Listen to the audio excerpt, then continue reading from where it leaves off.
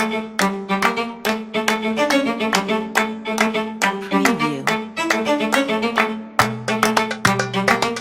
Asalaamu calaykum. Maanta waxaan ka hadlaynaa aafo inagu habsatay haddaanu nahay dhalinyaro.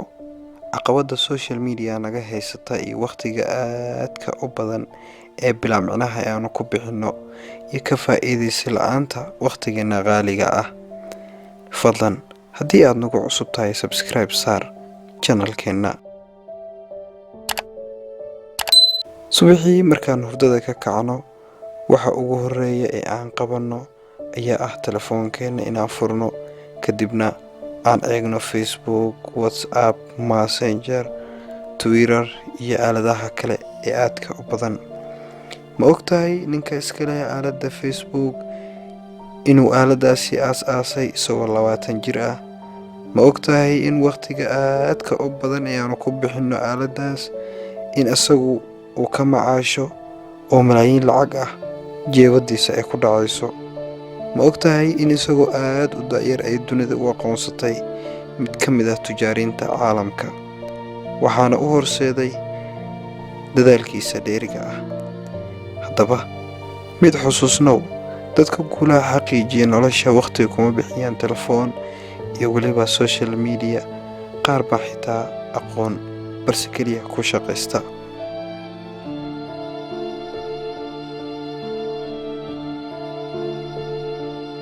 Waxaan joognaa 7 maanta dadka ay juhdi ku bixiyaan baraha bulshada, 7 dadka sidii ari oo kale hoggaanka loo hayo.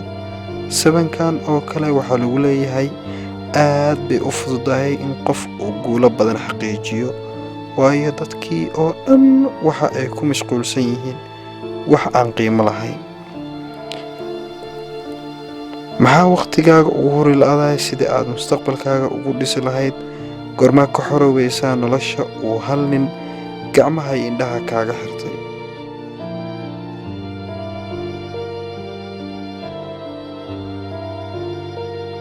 Xigmada ayaa yidhaahda, qofna ma awoodo inuu waqtiga dib u celiyo si uu nolosha dib ugu bilaabo, laakiin waxa uu karaa in uu salka u dhigo bilow wanaagsan oo gaarsiin kara yoolkiisa iyo dadiiladiisa.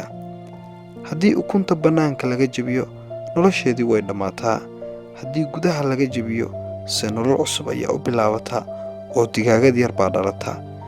Noloshaada wax kasta oo sarreeya waxa ay ka bilowdaan gudaha. Marnaba ha sugin wax bannaanka kaaga yimaada.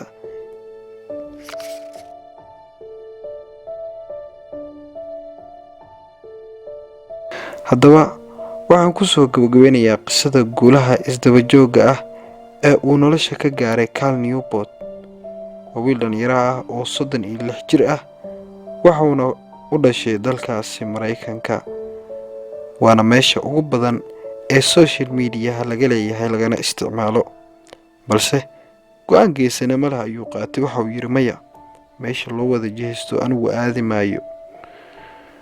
Waa nin qoraa ah, sidoo kale waa jaamici, bartay cilmiga IT-ga. Ninkan mar uu ka sheekeynayay guulihiisa ayaa waxa uu sheegay in noloshiisa uu sameeyay qorsho. Xitaa marka uu wax akhrinayo, telefoonkiisa aad ayuu isaga fogeeyaa. Waxa uu yidhi, saacadaha aan wax akhrinayo, telefoon iima daarna, TV iima daarna, wax aniga iga agdhow ma lahan buu yidhi. Xilliyada loo soo jawaabay iyo iimaylada muhiimka ah ee uu sugayo, xaaskiisa ayaa u fiirisa. Waxa uu ka xoroobay nolosha maanta taalla adduunka oo inta ugu badan ay sabab u tahay isticmaalka iyo waqti luminta baraha bulshada. Companies offer you shiny treats in exchange for minutes of your attention and bites of your personal data, which can then be packaged up and sold. So to say that you don't use social media should not be a large social stance. It's just rejecting one form of entertainment.